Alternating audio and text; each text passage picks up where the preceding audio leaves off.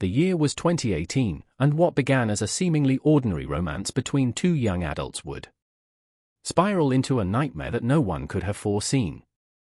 Michelle Masters, a 26-year-old aspiring writer with a troubled past, and Jake Brendan, a 28-year-old software engineer from a close-knit family, were an unlikely pair. Their whirlwind romance captivated their friends and family at first. But as time went on, those closest to them began to sense that something was amiss. Michelle Masters' childhood was a tapestry of instability and emotional turmoil. Born to a single mother who struggled with substance abuse, Michelle spent her formative years bouncing between relatives' homes and foster care.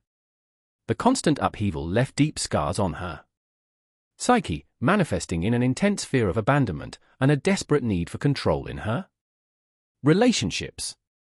As a teenager, Michelle found solace in writing, pouring her pain and longing onto the pages of countless journals.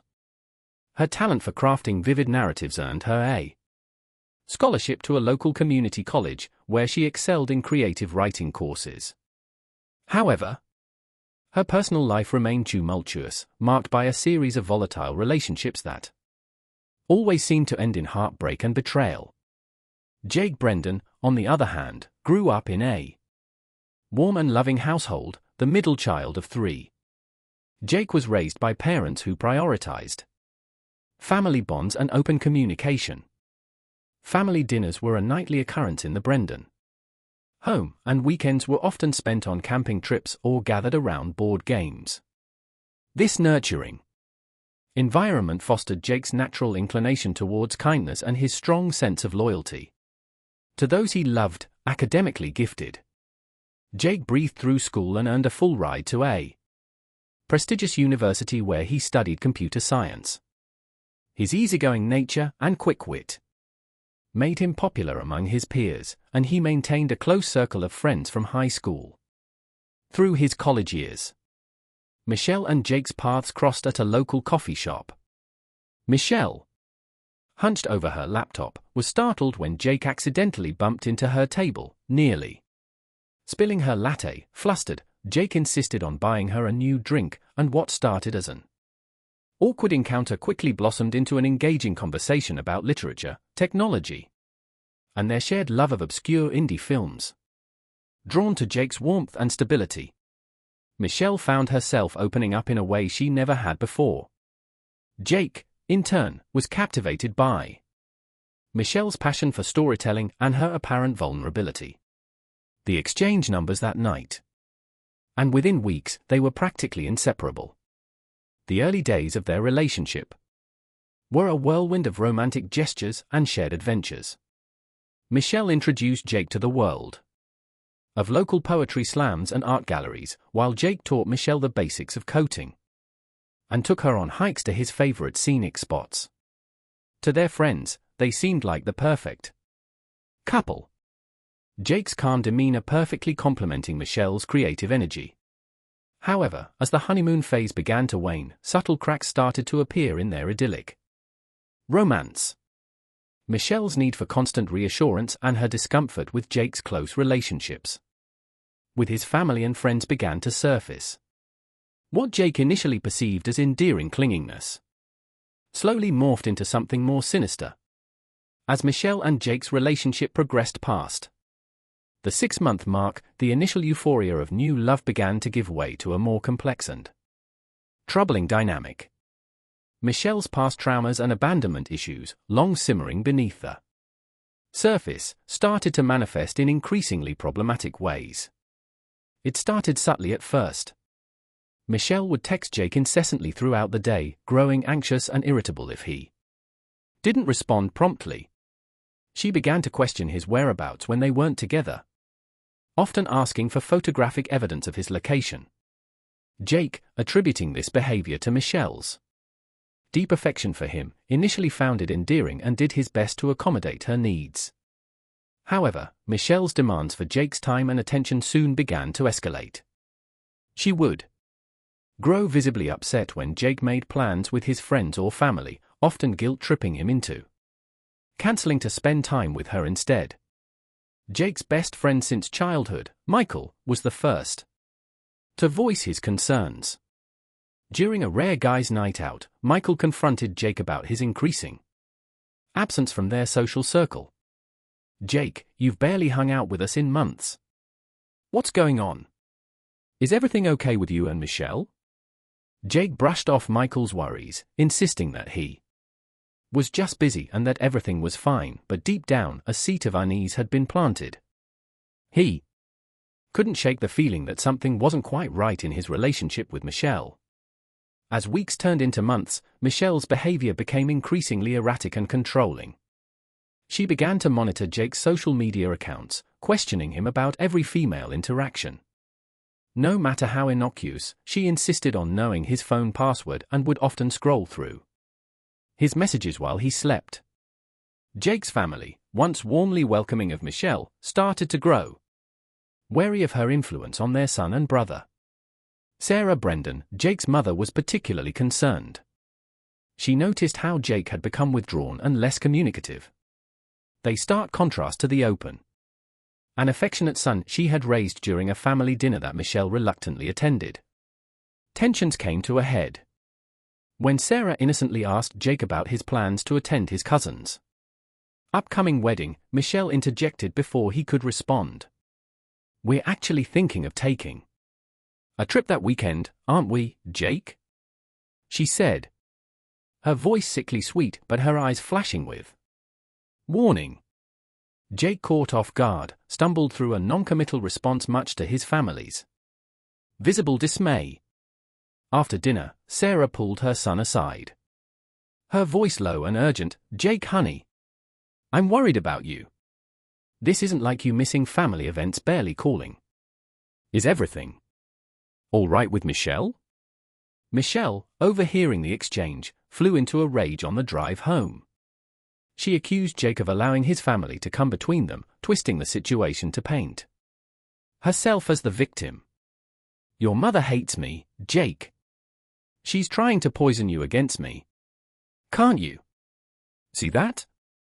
Torn between his love for Michelle and his deep-rooted family ties, Jake found himself walking an increasingly precarious tightrope.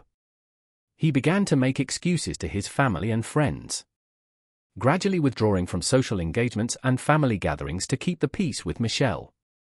As Jake's world shrank to revolve almost entirely around Michelle, her paranoia and possessiveness only intensified. She began to see threats to their relationship everywhere. In Jake's co-workers, in casual interactions with strangers, and especially in his family's attempts to maintain a connection with him. As Michelle's grip on Jake's life tightened, a part of him began to resist the values instilled by his upbringing, the importance of family, the strength of long-standing friendships started to reassert themselves. This internal conflict came to a head on a chilly November evening. Nearly a year into their relationship, Jake received a call from his sister Lauren, informing him that their father had been hospitalized with a suspected heart attack. Without hesitation, Jake grabbed his keys, ready to rush to the hospital. Michelle, however, had other ideas. "Jake, you can't go," she pleaded. "We were supposed to have dinner together. You promised." Jake, torn between his worry for his father and his fear of upsetting Michelle, tried to reason with her. Michelle's face contorted with rage. "Your family again," she spat. "They're always trying to take you away from me. If you leave now, don't bother coming back." For the first time, Jake saw through the haze of manipulation. The absurdity of Michelle's demand in the face of a family emergency snapped something inside him. Without another word, he walked out the door, leaving Michelle screaming behind him. At the hospital, surrounded by the warmth and support of his family, Jake felt as if he was waking from a long, confusing dream. His father's condition, thankfully, turned out to be less serious than initially feared. As Jake sat in the waiting room, his mother gently broached the subject they had all been avoiding. Jake, his defenses weakened by the night's events, finally opened up. He shared with his mother the extent of Michelle's controlling behavior, her jealousy, and her attempts to isolate him. Sarah listened, her heart breaking for her son, but also relieved that he was finally seeing the truth. Over the next few days, as his father recovered, Jake spent more time with his family. He reconnected with friends he had neglected, realizing how much he had missed their company. Michelle's incessant calls and messages went unanswered, as Jake took time to reflect on their relationship. When Jake finally returned to the apartment he shared with Michelle, he was resolved to end things. Michelle, however, sensed the shift in Jake's demeanor and launched into a preemptive attack. "It's your mother, isn't it? She's turned you against me. I knew she hated me." Michelle's words devolved into a torrent of abuse aimed at Jake's family, particularly his mother. "Jake, I can't do this anymore. I won't cut my family out of my life for you or anyone else." As Jake turned to leave, Michelle's face twisted into a mask of pure hatred. Jake left, shaken, but determined, unaware of the chilling prophecy contained in Michelle's parting words. The events of March 15, 2019 would forever be etched in the memories of Queens town's residents. It began as an ordinary Friday, people hurrying to work, children boarding school buses, the usual rhythm of small-town life in full swing. For Sarah Brendan, it started as a day like any other.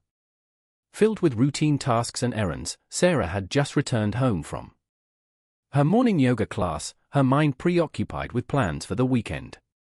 Jake had promised to come over for a family dinner on Sunday, the first in months, and Sarah was determined to make it special. As she pulled into her driveway, she noticed an unfamiliar car parked across the street, but thought nothing of it. Humming softly, Sarah unlocked her front door and stepped inside, her arms laden with groceries. She didn't notice the shadow that detached itself from the side of the house and silently followed her in. Michelle Masters, her eyes wild with a manic gleam, had been waiting for hours. In her delusional state, she had convinced herself that Sarah was the root of all her problems. Her move, Sarah, she thought, and Jake would be hers completely. As Sarah bent to set her bags on the kitchen counter, Michelle struck with a guttural cry of rage.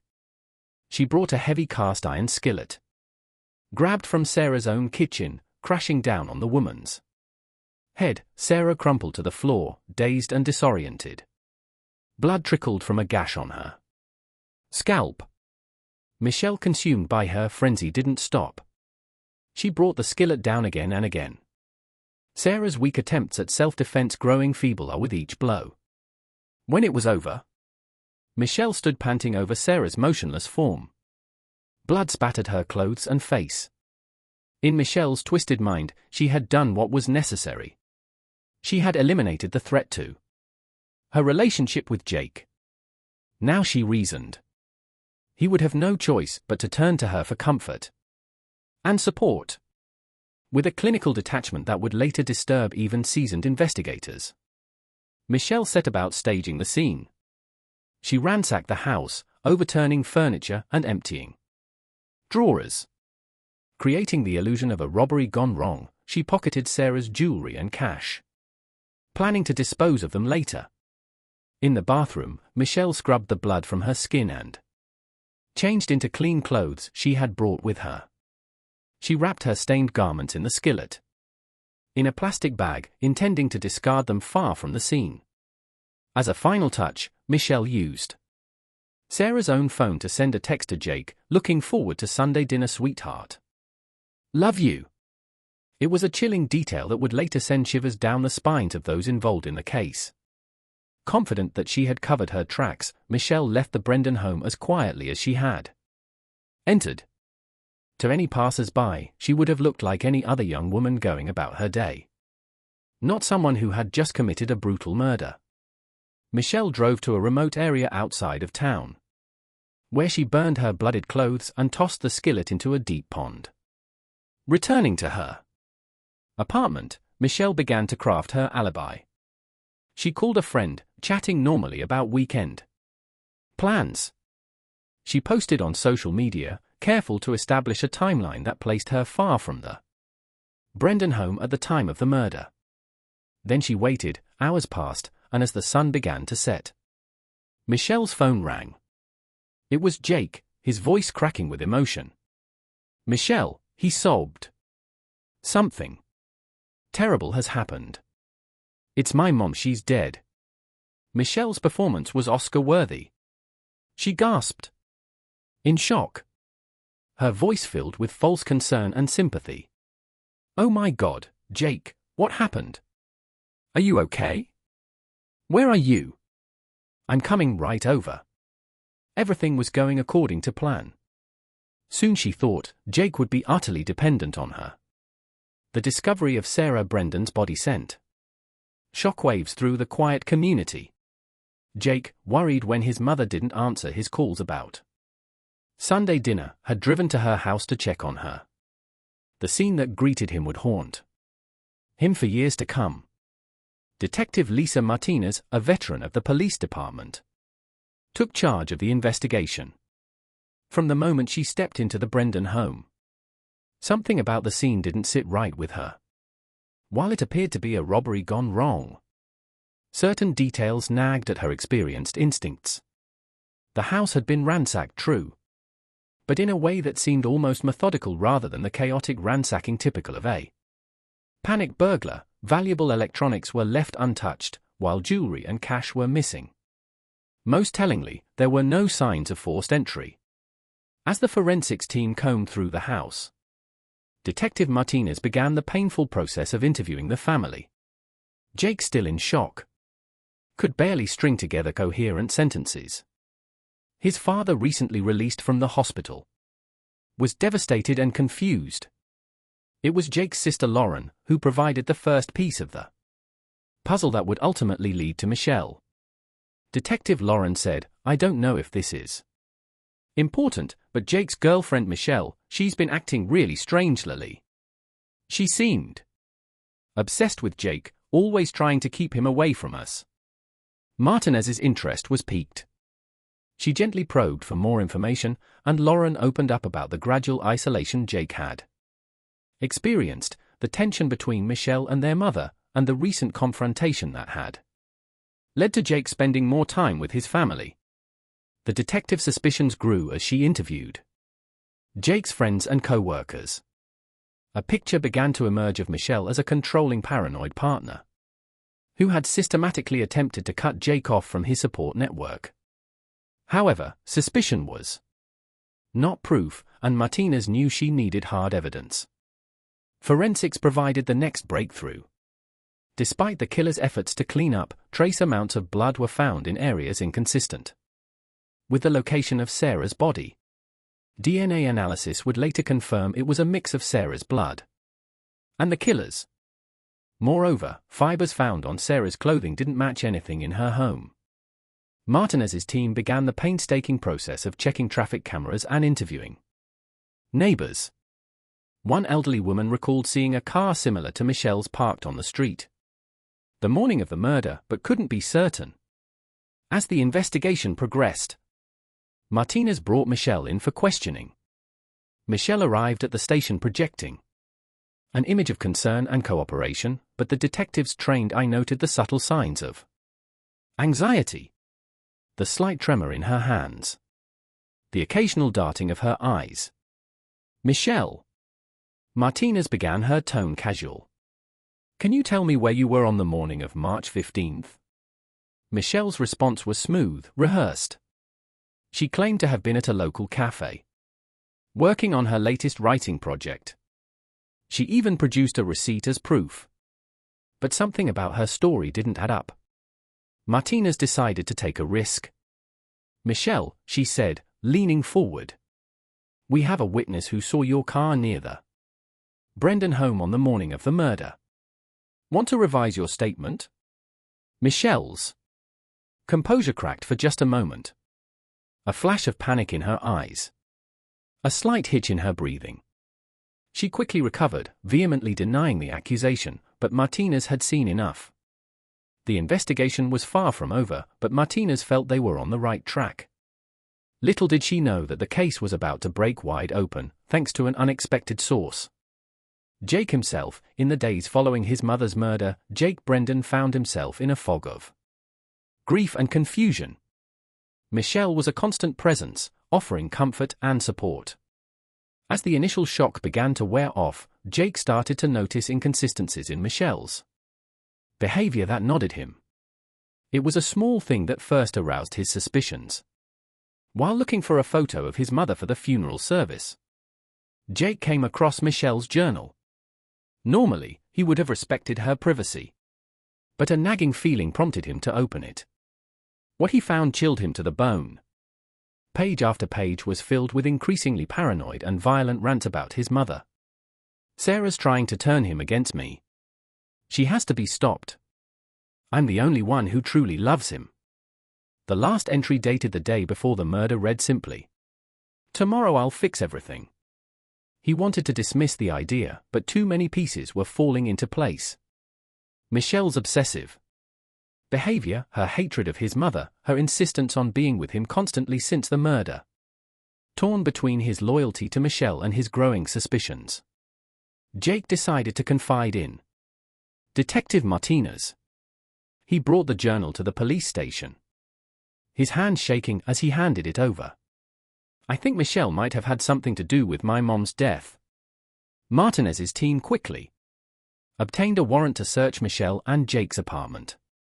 Hidden in the back of a closet, they found a bag containing Sarah's missing jewelry. In a stroke of luck, the pond where Michelle had disposed of the murder weapon had been partially drained for maintenance, revealing the bloodstained skillet. As the evidence mounted, Michelle's carefully constructed facade began to crumble. Her alibi fell apart under scrutiny.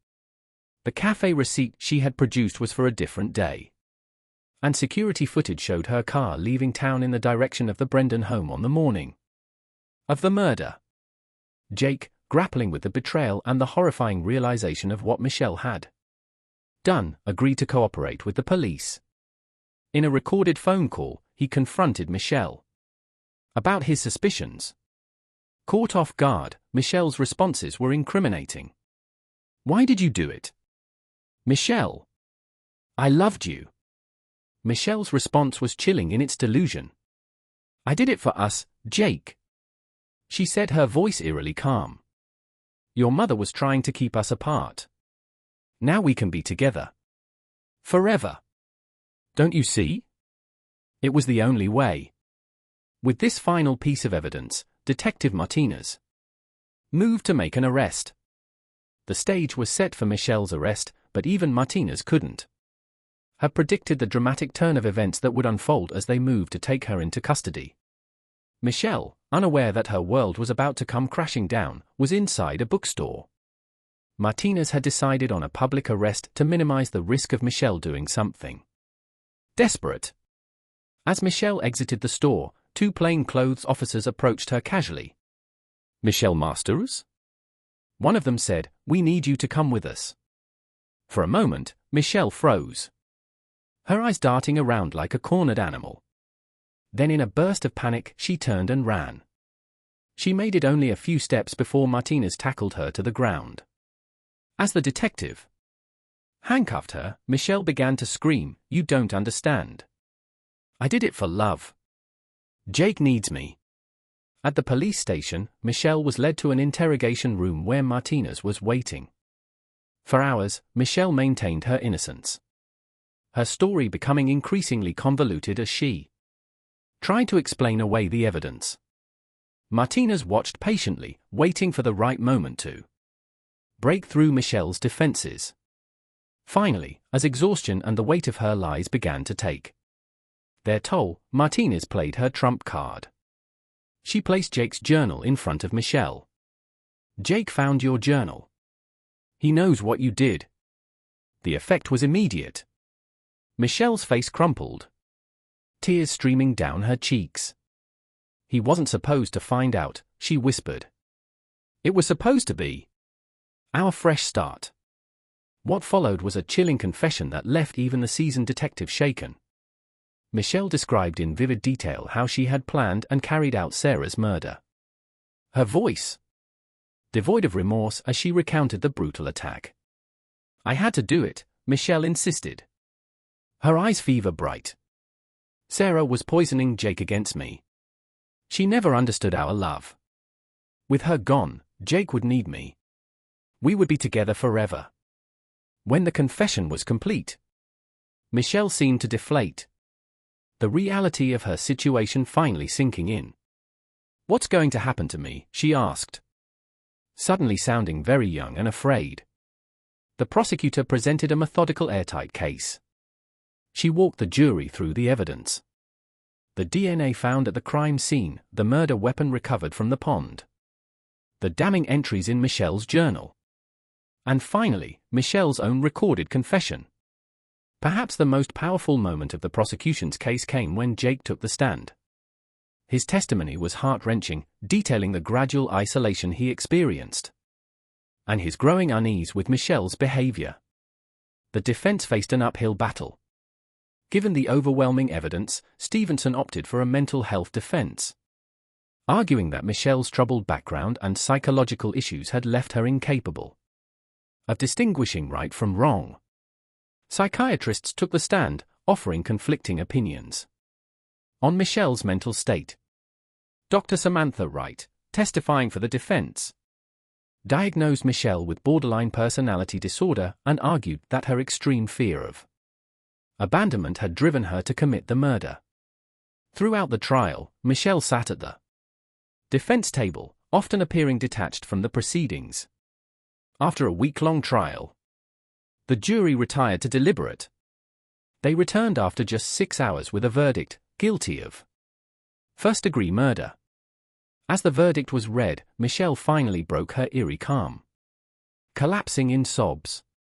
Michelle Masters, sentenced to life in prison without the possibility of parole, retreated into a world of fantasy behind bars.